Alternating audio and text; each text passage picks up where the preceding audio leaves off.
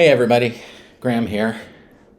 So I've done the past, 8 or 9 of my videos about the Johnny Depp and Amber Heard trial, and since there's not much new going on with that right at the moment, I figured I'd sort of jump off to a sort of tangential subject, because as soon as the trial was over and the verdict was announced and all that stuff, Johnny took off and went straight to England to do a bunch of shows with Jeff Beck. And that got me wondering, since YouTube is a platform that is so heavily used by the millennial crowd, I kind of wondered, do you all know who Jeff Beck is and why it's kind of a big deal for Johnny to be doing shows with him? So I figured Jeff Beck is a 60s guy, boomer for sure. I think he's something like 77 now. And a lot of people my age don't even really know that much about him. So anyway, Jeff Beck was a guitarist around London in the late 60s, as there were a whole bunch of them. And it came to pass that there were 3 who were became the holy trinity of British blues guitarists. And the interesting fact about these 3 guys is that they were all in one band, although not at the same time. So Jeff Beck originally rose to fame with the band The Yardbirds, and he had taken over for Eric Clapton in that role. Now, when Clapton left, The Yardbirds wanted Jimmy Page, who eventually became the guitarist for Led Zeppelin. They wanted Jimmy Page as his replacement.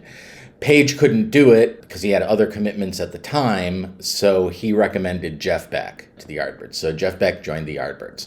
And eventually later, when Jeff Beck quit, they did eventually get Jimmy Page in the band. So Jeff Beck, Eric Clapton, Jimmy Page, the holy triumvirate of British guitarists, were all in the same band and all got at least somewhat famous that way. After he left the Yardbirds, he did a bunch of different things. He formed a band called Jeff Beck Group, who I believe Rod Stewart was the vocalist for that. He played with a bunch of different people. He played with Jan Hammer, Stanley Clarke, Tina Turner, David Bowie. I mean, he played with everyone. In the 70s, he released 2 albums which became very influential among guitarists. In 1975, he released Blow by Blow, and in 1976, he released Wired. And these 2 albums are widely considered to be his 2 best. They're all instrumental. You could call them jazz fusion, although they have a definite rock and roll vibe to them. They're very tuneful and melodic, and the playing is just utterly fantastic. So if you're one of those people, there aren't too many of them out there anymore, but if you're one of those people who enjoys music without vocals, check out Blow by Blow and Wired, because they're fantastic albums and they're really great. He became known among guitar players for his phrasing. He's not one of these guys that had incredible flashy technique, but he had impeccable phrasing. And that's a little bit of an elusive concept for non-musicians to get. And it means sort of 2 things. Number one, it means how you construct your lines, since anybody who comes from a blues or a jazz background, or even at this point a rock and roll background, for the most part, guitar solos and things like that are improvised. So they're making it up as they go along. So phrasing applies to improvisation in the way you construct your lines. Are you playing lines that make a coherent musical statement, or are you just, spewing notes? And the other aspect of phrasing is how you play it. The way you use your pick and your fingers to create the sounds. And this is so finely technical that I'm almost reluctant to talk about it, because non-musicians are kind of gonna go, I don't know. It's a very technical thing, but it's got to do with the way that you play the instrument in order to make the line come to life. Again, so you're not just spewing notes, you're actually infusing those notes with emotion and intention. And Jeff is one of the best at that. He went quiet for a little bit after the 70s. He of course did continue to release stuff. He didn't have a ton of success. He did a lot of electronic stuff. Some of it was good, some of it, But he came back in pretty spectacular fashion a few years ago, I think about 10 years ago, with a video and a tour that he did. And the video was called Live at Ronnie Scott's. There's also an album. And it was Jeff playing a lot of his sort of classic 70s material. And it showed that he's still got it. Like, the dude can still make the guitar sing. The other interesting thing, and kind of incidental, but another interesting thing about the Live at Ronnie Scott's thing is it introduced the world to a bass player named Tal Wickenfeld. Tal is a woman from Australia who, I guess, caught Jeff's ear, and he hired her on. And in the video, she's 21, but she looks much younger. I mean, the first time I saw the video, and the first thing I thought is, why does he have a teenager playing bass? I thought it might actually be his daughter or something like that, but no, it's actually, it's Tal Wickenfeld. She was 21 at the time, so, not a teenager. She just looked that way. But Tal has gone on to have a pretty decent career of her own.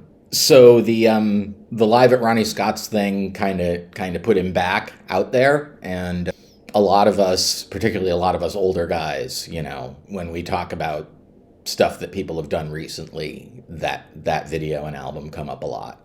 Another interesting thing that he did was a tour, an album, and a video called Rock and Roll Party. And this was a huge departure from what he normally does.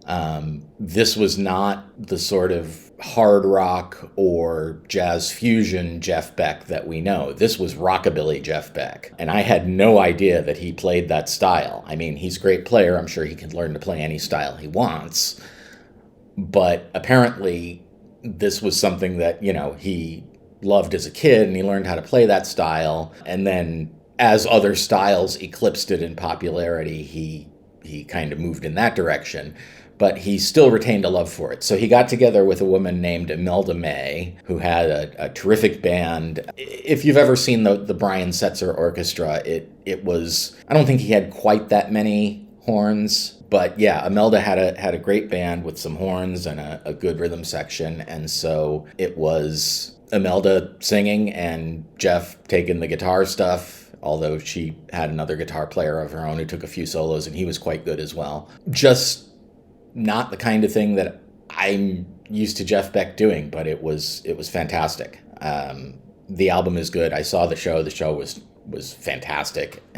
Anyway, I have not yet listened to the stuff that Johnny is doing with Jeff. In fact, I have never heard any of Johnny's music at all. I've not heard the Hollywood Vampires or anything, and I'm actually kind of interested to dig into that a little bit. But I've had other demands on my musical attention. I think I've mentioned that I play, and that I do have a group that I play with, and I've been, devoting most of my time to working on music for that. But I do want to take a listen to Johnny's stuff and find out if it's any good. I mean, if Jeff Beck's playing with him, it's probably pretty good. But I want to hear it. Anyway, that's my little brief thumbnail introduction to Jeff Beck. I hope that you will all check out his music if you haven't done already. I would, in order of what I think are the best, the albums that I would go for, I would listen to Blow by Blow first, then Wired, and then the Live at Ronnie Scott's. The Live at Ronnie Scott's has a lot of the same material, but it showcases how his approach to it and his technique and his phrasing and stuff like that has changed over 20, 30 years. So I hope you all enjoyed that. I don't imagine that this video is going to pull anything like the numbers that my last few videos on the trial did, but I do hope that you've enjoyed, and hopefully maybe you're interested in checking out Jeff Beck, because he's a great player, and if you like guitar music, you really can't do much better. So there it is. I will talk to you in the next one. See you soon. Graham out. Bye-bye.